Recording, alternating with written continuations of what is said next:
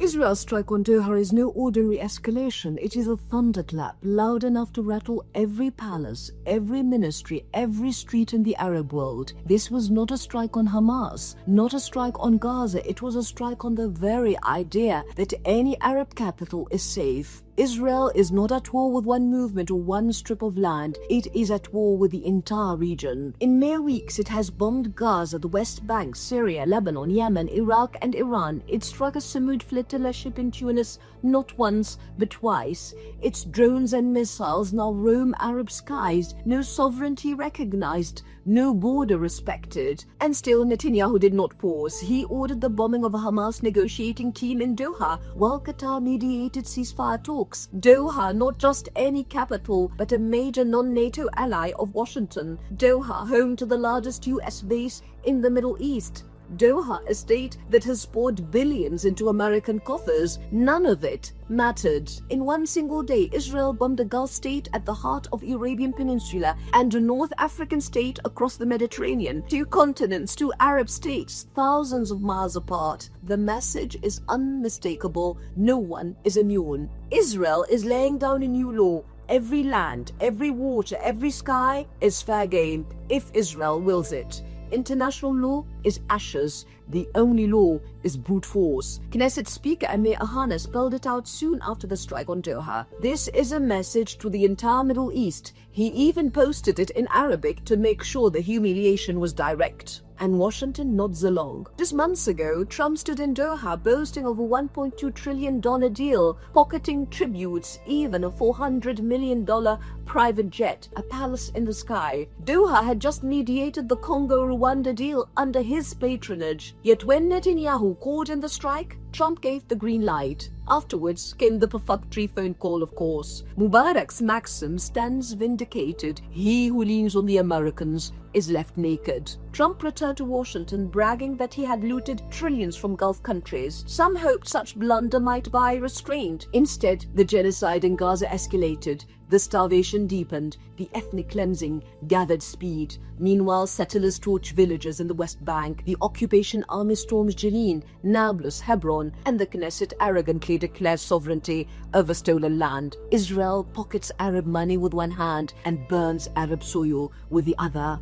And the irony cuts deeper still. The men bombed in Doha were not fighters, but negotiators, delegates present because the US asked Qatar to host them. Qatar carried out America's bidding, and still Israel bombed its capital under America's cover. Of course, when the assassination attempt failed, America washed its hands. As Tom Barrack, US ambassador to Turkey, once admitted, for Israel, the Sykes-Picot lines are meaningless. They will go where they want, when they want, and do what they want. This doctrine of impunity is not improvised. It follows the blueprint of the 1982 Yinon Plan, which called for the fragmentation of Arab states into sectarian enclaves. Iraq splintered into Sunni, Shia, and Kurdish entities. Syria divided into Alawite, Druze, and Sunni fiefdoms. Egypt weakened so Sinai could be reoccupied. Palestinians transferred across the Jordan. The same vision resurfaces in today's Israeli discourse. The author of Return to Mecca, Avi Lipkin, predicted that Israel's borders would extend from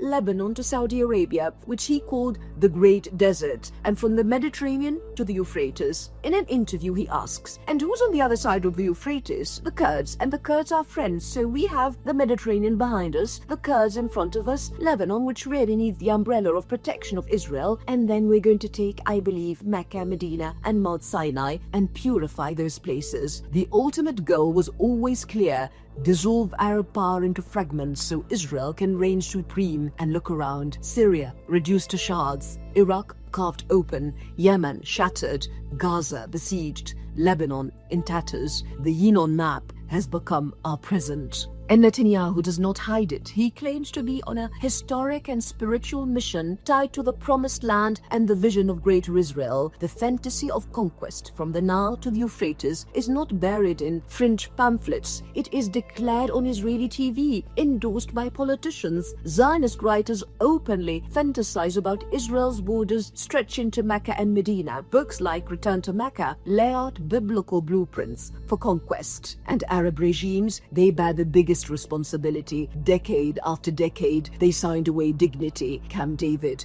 Oslo, Wadi Araba, the Abraham Accords. Each time they thought appeasement would buy security, each time Israel pocketed the concessions and came back for more. Egypt condemns genocide in Gaza with words, while its trade with Israel soars. Exports doubled in 2024, rose another 50% in 2025. Cairo negotiated a $35 billion gas deal, the largest in its history, even as Norway divested from Israel for war crimes. And beyond trade, Arab skies remain open. European states banned Russian planes after Ukraine. Arab states can't even close their skies to Israeli jets, even as they bomb Gaza and now Doha. Instead, they jail their own people for protesting. They silence solidarity at home while Israel roams free. Paralysis, impotence, betrayal. But silence cannot last forever. The Arab people are watching. They see steadfastness in Gaza. They see solidarity from Spain to Malaysia. And they ask, why do their own rulers do nothing? Illusions of American protection lie in ruins. Bases, fleets, tributes, they have bought nothing. What the US offers today is not protection, but exposure, not shelter,